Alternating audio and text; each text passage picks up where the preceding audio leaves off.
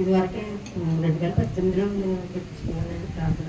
అప్పుడు అది వస్తున్నాను కానీ పెట్టించుకోవట్లేదు, అలాగే అయిపోతుందండి. ఎప్పుడు వచ్చిన సంగతి వర్షం అయిపోతుంది, ఇలాగైపోతుందండి. మొన్న వచ్చానండి 24లో చెప్పానండి అయ్యారికి అలాగా ప్రేరు పెట్టించుకుంటానండి ఇటుగడ అంటే అలాగే చేద్దామన్నారు. అంటే నేను ఈ పిల్లల వాడవులు మా మనవరాలకే డెలివరీ అయింది. అక్కడ హాస్పిటల్లో ఉండిపోయి పెట్టకుండా ఇంకా వెళ్ళిపోయింది. నాకు చాలా సోర్స్ అయితే చాలా సోదించేసి ఇంకా తెలిపోయాక మళ్ళీ మా వదిన 2 నెలలకే మా వదిన స్మరణగా మాట్లాడడానికి సరిపోయింది. మళ్ళీ వచ్చేసానండి. వచ్చేసి 15 రోజులు మళ్ళీ వెళ్ళిపోయాక మళ్ళీ దేవుడు మహాకృప వల్ల మళ్ళీ మనవరాలు పుష్పతి అయింది అన్నారు. అంటే నేనే స్లాబీస్ అయింది, ఇంకా ఇప్పుడు రావడానికి పడదు, మరి మళ్ళీ కదా ఇచ్చాను అని చెప్తే నేను వెళ్ళేదండి. స్థానం నుంచి స్లాబీస్ ఇచ్చానండి. ఇప్పుడే కదా వెళ్ళేవు మళ్ళీ అంతమంది వెళ్తే ఎలాగనేసి అన్నారు. అప్పుడు అడిగితే మాట్లాడుకుంటున్నానండి. మాట్లాడుకుంటుని ఇంకా మొన్న మా అమ్మ ఇలాగ వెళ్తాను, మా అమ్మ ఇంట్లో కొంచెం అదే కొంచెం అబద్ధం చెప్పానండి. ఏంటంటే నాకు కార్డు ఇక్కడ అంటే ఇలాగంటే పర్సనల్ అంటే పంపించరాడు, కార్డు చేయించుకోవాలి మా అమ్మ, నేను అర్జెంట్కి వెళ్ళాలి, మళ్ళీ నెలకు వచ్చేస్తానంటే నువ్వు మనిషిని పెట్టి వెళ్ళు, నువ్వు అంతమంది ఇల్లు అంటే నీకు నేను ఎక్కడ గాజులు చేస్తాను అలాగని బెదిరించాను బాబు.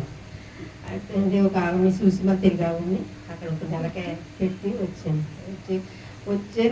టికెట్ తీసుకున్నాను. ఇంకా ప్రయాణం అయ్యేవాడికి మా మధ్య గారి పాపం సీరియస్ అయిపోయిందండి. చాలా బాగా సీరియస్గా ఉన్నారండి. అంటే తండ్రి నేనేమో వెళ్తున్నాను, పిల్లలు చూస్తే ఎలా ఉన్నాను ప్రభు అని నేనే ప్రార్థనలో గురువు ఉంటుందండి, గురువులు పెట్టించానండి. ప్రార్థనలో పెట్టితే మమ్మ అందరూ ప్రార్థన చేశారు. దేవుడి దయ వల్ల నచ్చేటప్పటికీ కూడా చాలా సీరియస్గా ఉందండి పాప. దేవుడు మాకు వల్ల బాగానే ఉన్నదండి. పాప పరసం కూడా బాగా జరిగిందండి. చాలా అద్భుతంగా దేవుడు చేసాడంటే అలాగ అవుతుందని ఎప్పుడు కూడా అనుకోలేదు. ఆయన కార్యాలు సేవకి ఎనపడం మనసు గోసాన్ని కానివ్వండి, మరి ఆయన చేసిన కార్యాలు నా జీవితంలో అయితే ఎన్నో గొప్ప కార్యాలు చేసాడండి. నేను ఎంతో ఉండిపోయి ఏడ్చి ఎన్నో బాధలు పడ్డానండి. అయినప్పటికీ కూడా దేవుడు నేను ఆధార పట్టుకునే ఉన్నానండి. దేవుడు పాదాలు ఏ రోజు ఇడిచిపెట్టలేదు. నేను మనుషులు నమ్ముకుని కంటే ఏమో నమ్ముకుంటామో శ్రేష్టం అన్నదండి. అలాగే దేవుడిని నమ్ముకుని నేను పాదాలు పట్టుకుని ఆయన దగ్గర ఏడ్చిందని ప్రతి విషయం కూడానండి. అంతేకాదండి 2019లో నేను సాక్షికి చెప్పానండి. అప్పటి నుంచి మళ్ళీ ఇప్పటికి సాక్షి చెప్పిన పాయింట్లోనే అయితే అది సాక్షికి కట్ట టైం ఉందండి. అక్కడ శుక్రవారం ఉంటుందండి, ఇంకా 2 గంటల సేపు ఉంటుంది, కానీ పెద్ద టైం సాక్షికి సాక్షిగా చెప్పలేదు కూడా చెప్పలేదండి. మా పాపకి కరోనా టైంలో అండి కరోనా వచ్చిందండి. మా అమ్మాయికి కరోనా వద్దండి. రాత్రికాల సమయంలో తీసుకెళ్ళిపోయింది హాస్పిటల్. తీసుకుపోతే ఫోన్ చేసి ఇలాగా శ్రీలక్ష్మికి చాలా సీరియస్గా ఉంది. రాత్రి తెల్లవాళ్ళు కూడా మంచం కింద కూర్చుని ఏడితే ఎవరు ఉండరు కదండి. 30 గది మన పని అయిపోయి గదిలోకి ఇప్పుడు గదిలో కూర్చుని ఇంకా ఎవరన్నా చెప్తే వాళ్ళు వచ్చినా ఎవరో వస్తారు, ఎవరో రాస్తారు, తెలుగు వాళ్ళే ఉంటారు. గట్టిగా ఎడితే మళ్ళీ బయటకు పంపించేస్తారని భయం. అలాగే నేను అలాగే ఏడుపు గుండెలోకి దాచుకుని అలాగే దుక్కుబడి తెల్లవాళ్ళు కూర్చుని ప్రార్థన చేసుకుంటానే ఉన్నాను. అంతమానాలు ఆడపడుచుని ఫోన్ చేస్తానే ఉండేదండి. అయ్య బాబు తండ్రి ప్రభా నా బిడ్డ ఏడు తండ్రి ఇలాగ నాకు తండ్రి ప్రభా ఎంతో ఏడ్చానండి. ఎంత ఏడ్చానంటే చెప్పలేను ఆ బాధ. తండ్రి తెల్లారినప్పటికీ బాగుంది అన్నారు. శుక్రవారం చర్చికి వెళ్ళిపోయిన అలాగే స్నానం చేసి వాళ్ళకి చెప్పేసి చర్చికి వెళ్ళాను. చర్చికి వెళ్ళాక సాయంత్రం పాపకి పర్వాలేదు అని చెప్పారండి. చెప్పాక ఇంకా పాపం అర్థం అంటే అప్పుడు ఫ్లైట్లు లేవు, బంద్ చేశారని ఏం చేయాలో తొయలేదండి. అలాగా అయిపోయిందిగా మళ్ళీ పాపకు బలపడ్డాక కూతురు పెళ్లి పెట్టుకుందండి. ఆ పాప కూతురు పెళ్లి దేవుడి దయ వల్ల పెళ్లి కూడా మంచిగా జరిపించాడండి. 2 బిడ్డలు ఇచ్చాడండి. దేవుడు ఆశీర్వదించుకుని పర్వాలే. దేవుడు ఎంతో పట్ల సహాయం చేశాడండి. బాబు కూడా చదువుతూ ఉన్నాడండి. మా అబ్బాయికి 2 అమ్మాయిలండి. మా ఇద్దరు చదువుకుంటున్నారండి. మా కుటుంబం గురించి మా గురించి దేవుడు మా పట్లలో ఎంతో మేలు చేసి మమ్మల్ని స్థితిలో నిలబెట్టేటట్టు కేవలం మాకు కదండి. దేవుని ఒక కృప. మీరు కూడా ఎన్నిసార్లు మీకు ఫోన్ చేసి ప్రార్థన కోరేనండి. అంతే కదండి. మా అమ్మగారు అయితే హాస్పిటల్లో సరిపోతుంది అనుకున్నారండి. మన డిసెంబర్లో 28 డిసెంబర్లో కాదండి, మొన్న మే నెలలోనండి. మీ మామయ్య గారు చనిపోయినాడు, మా అమ్మగారు చనిపోవాలండి. అలా అయితే చాలా బాగా అలాగే కూడా ఏడ్చేయండి మా అమ్మగారి గురించి కూడా. దేవుడు ఏమైనా మా అమ్మను కూడా స్వస్థపరిచేటండి దేవుడు. బాగుందండి మా నాన్న మా అమ్మ కూడా. మీ ప్రార్థన, మీ అందరి ప్రార్థనల వల్ల మా కుటుంబం దేవుడు ఆశీర్వదించి వాణిజ్యాలతో ఉన్నానండి. అంతేకాదండి నేను కూడా అక్కడికి వెళ్ళాక చాలా ఆరోగ్యం లేక చాలా బాధపడ్డాను. హాస్పిటల్కి వెళ్ళి చూపించుకున్నాను. దేవుడు కూడా స్వస్థపరిచేటండి, పని చేసుకున్నాను.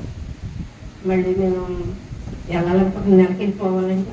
మీ అందరూ మా ప్రార్థనలో నన్ను మా కుటుంబాన్ని జ్ఞాపకం చేసుకోండి. మీరందరూ ప్రార్థనలో ఉన్న మా కుటుంబాన్ని మమ్మల్ని జ్ఞాపకం చేసుకుని ఈ చిన్న ప్రార్థన, ఈ చిన్న సాక్షి దేవుడు దీవించాలని కోరి అడుగుతున్నానండి. ఈ బిడ్డ వెళ్ళడానికి ఫస్ట్లో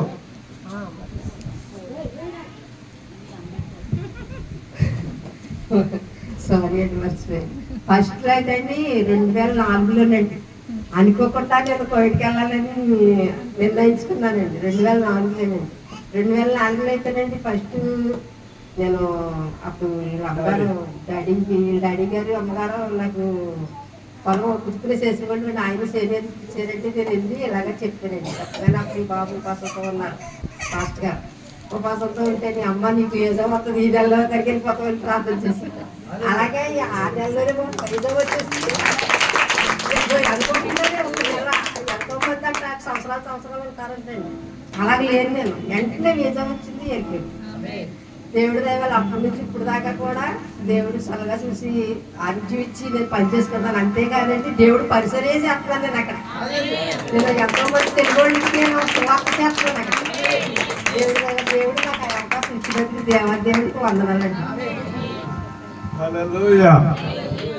నేను ఆ దినాన కూతుర్ని ఏమని దీవించానంటే, ప్రవచించానంటే, నీకు వీసా వచ్చేస్తుంది, నువ్వు చక్కగా కువైట్ వెళ్ళిపోతావు, పెద్ద బిల్డింగ్ కట్టబోతున్నావు, నువ్వు చేను కొనుక్కుంటావు, బంగారం కొనుక్కుంటావు.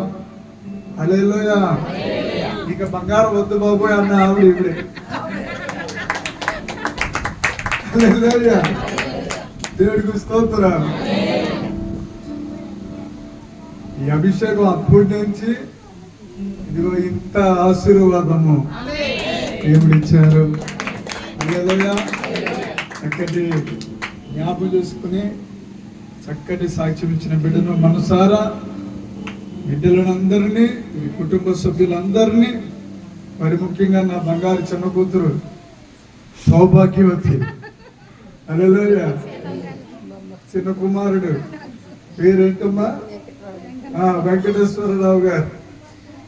వారితో చిన్న వయసు, ఇంకా చాలా తక్కువ వయసు, మహా అయితే 100. హల్లెలూయా.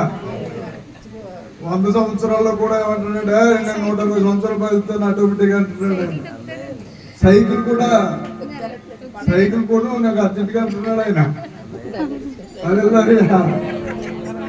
దేవుడికి మహిమ కలుగు గాక. చక్కటి కుమారుని ఇచ్చారు, చక్కటి కోడల బిడ్డనిచ్చారు, పిల్లల్నిచ్చారు. అద్భుతం ఏంటంటే కుమార్తె 3 రోజులు ఇక్కడికి వచ్చాక ఉపవాసం ఉంది. ఆ ఫంక్షన్ రోజున, ఆ కార్యక్రమ రోజున మరి ఆ చుట్టుపక్కల ఎక్కడైనా వర్షం వచ్చినా ఇక్కడ మాత్రం ఎండాకాలం కాసినట్టు కాసింది.